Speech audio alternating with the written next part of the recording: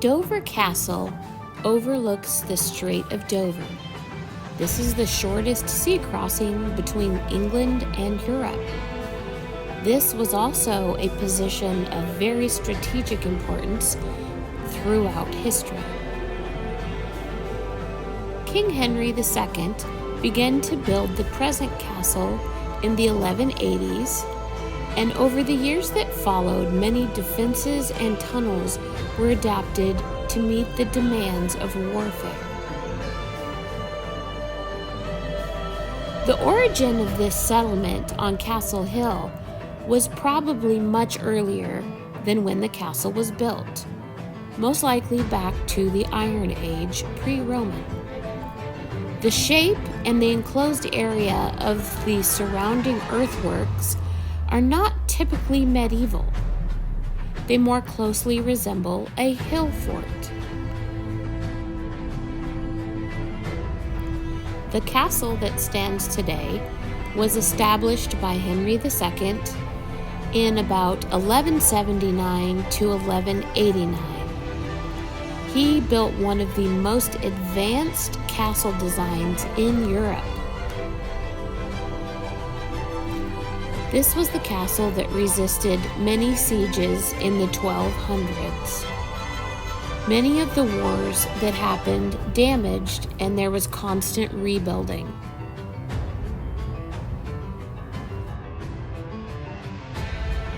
We have very little knowledge of the castle in the later Middle Ages until the reign of Edward IV in around 1461, when the Great Tower was remodeled to be a residence.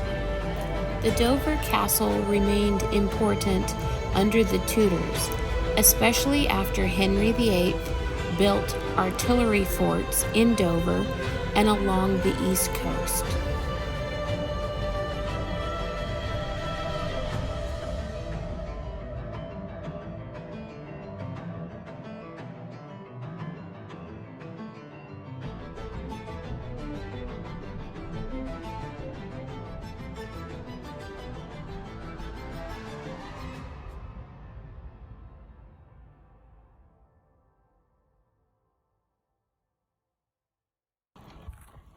Pretty amazing to be here in England looking at medieval history, huh? Oh yeah. And look at the view ahead.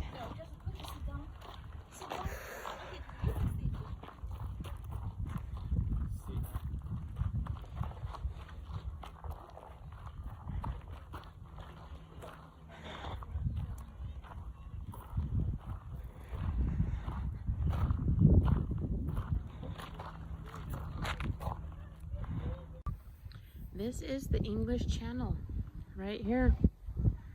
She said on a clear day you can see France right across the way. And this is the tunnel. They have a tunnel that goes under the whole channel here that you can take a train through.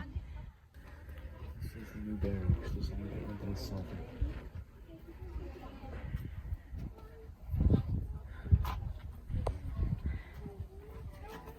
Iron cross. Wow, that's amazing. It's so beautiful.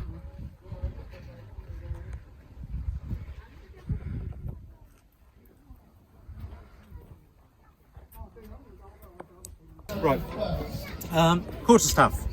So a big stick, County of Nottinghamshire, 1483 to 1504, 120 homicides and murders recorded, over half of them, this was the tool used. Right, quarterstaff, because you hold it in the last quarter. Later on, people start half-staffing, holding the middle. But if you're fighting against people with spears and long swords, you want to keep them at a distance. Whack them on the head, shove it through the eye, solar plexus, crush the neck, windpipe, aim a bit lower.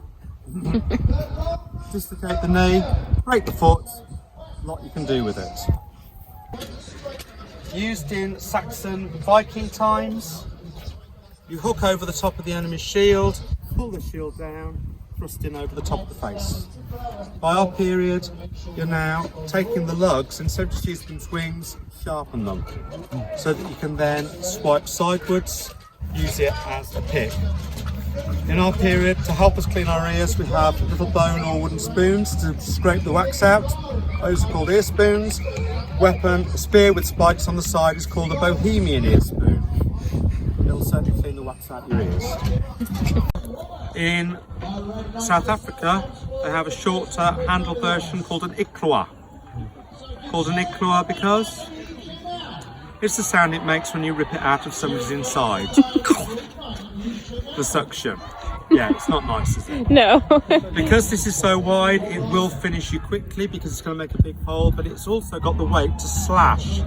So it's used as a cutting spear. As we go into the 16th century, it broadens out and becomes axe-like at the bottom, and that's called a partisan. If you visit the Tower of London, you will see the wardens of the guard carrying partisans. This is the father of the partisan.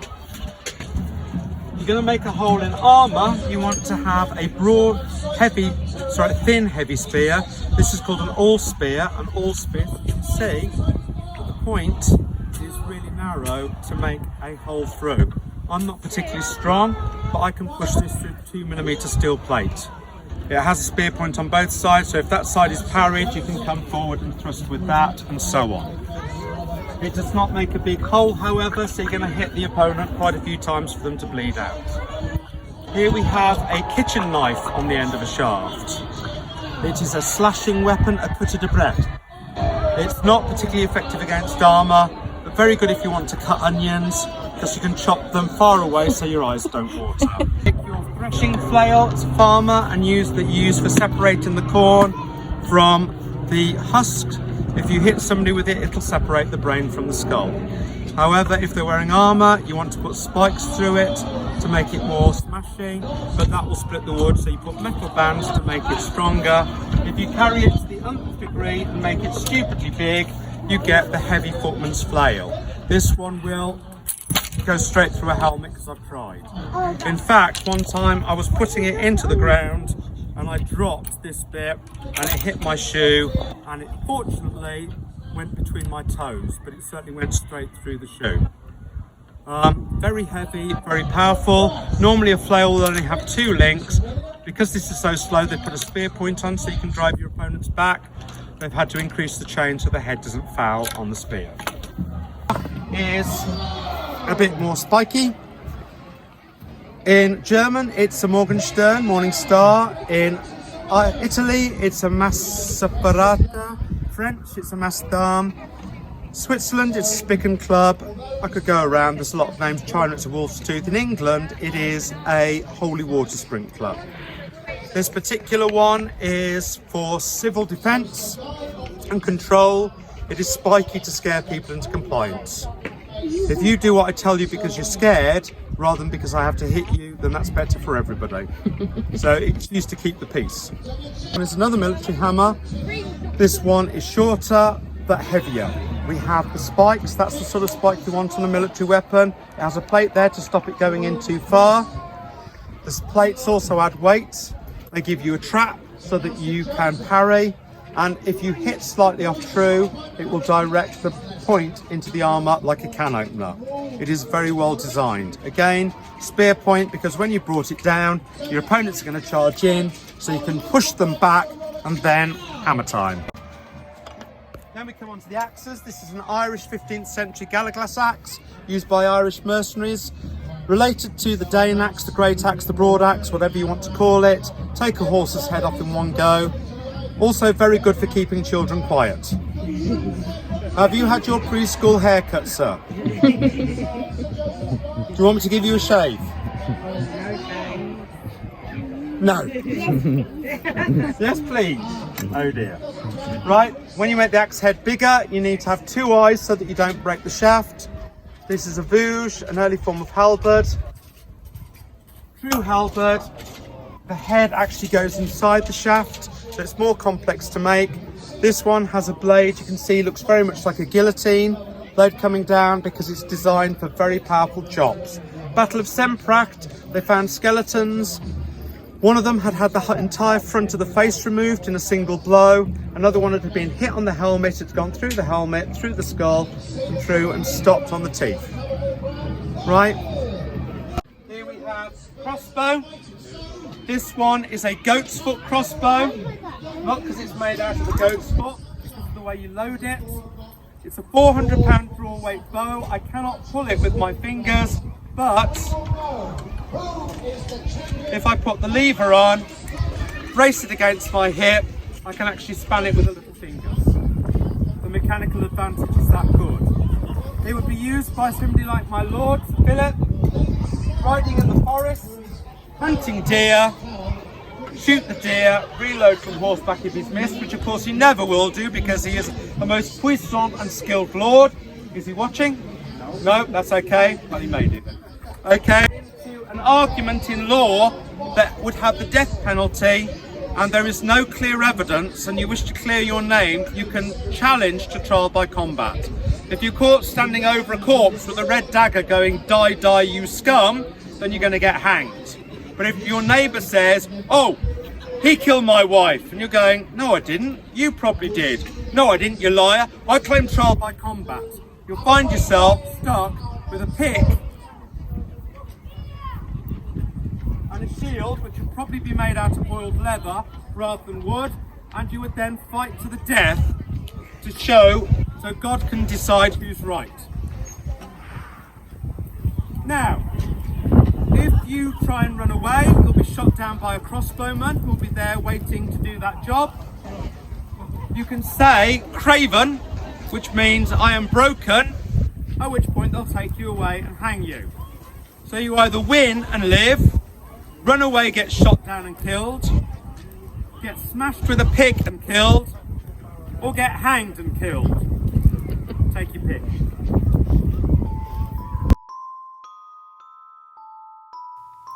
St. Mary de Castro is the Saxon church that sits on the grounds of the Dover Castle. It was built in 1000 AD right next to the Roman lighthouse, which has become the church bell tower.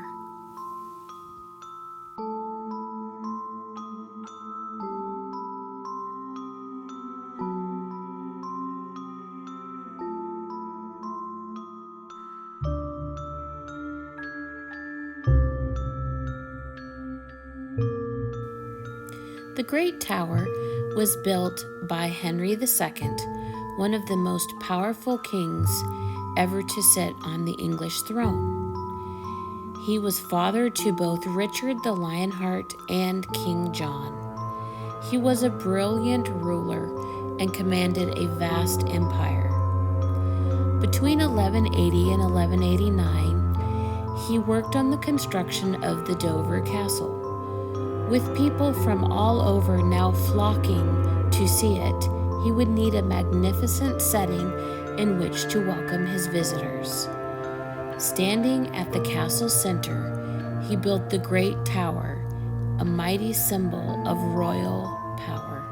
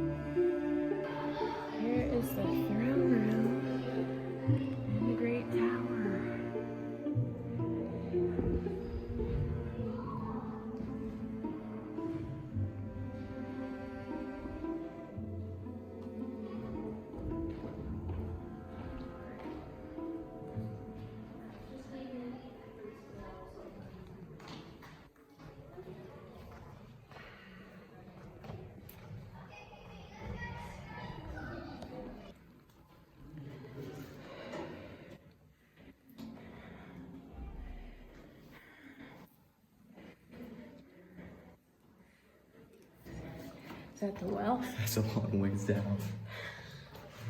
That's the well. Whoa. Yeah, that's a long ways down. Oh my gosh. Yeah, you wouldn't want to fall in that.